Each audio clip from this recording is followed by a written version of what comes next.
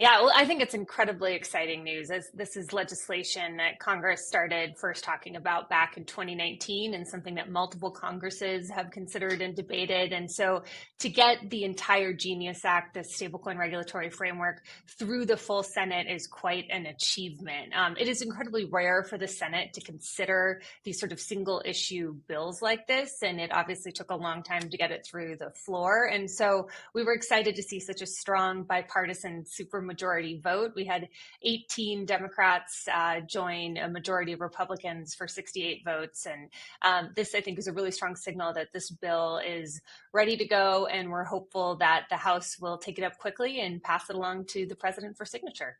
The bill now heads, of course, to the House.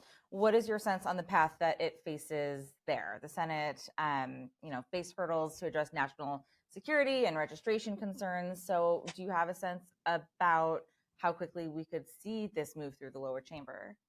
Yeah, well, it's our hope that the House moves quickly on this. I think that where the legislative language landed is in a really good spot. There were a lot of negotiations between Republicans and Democrats in the Senate, but there were also a lot of conversations going on behind the scenes with the House. So I think we're in a place where the language is good, and I know it's something that President Trump, I think, is eager to sign, and so we're hopeful that it will move along as quickly as possible.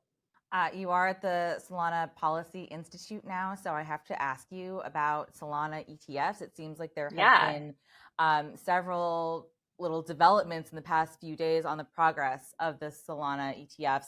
Can you get us up to speed on where the potential asset managers that would be issuing these funds are in the process and what kind of timeline we're looking at?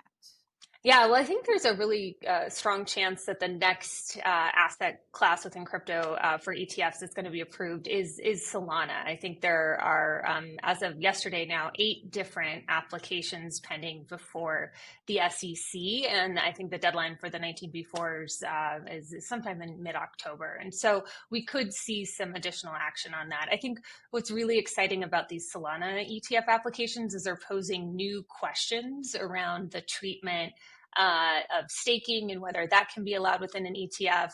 They're looking at issues related to in-kind contributions to the ETFs, and so I think there's a lot of back and forth, but this SEC is incredibly engaged, and I'm hopeful that we'll see some final decisions on those in the months ahead.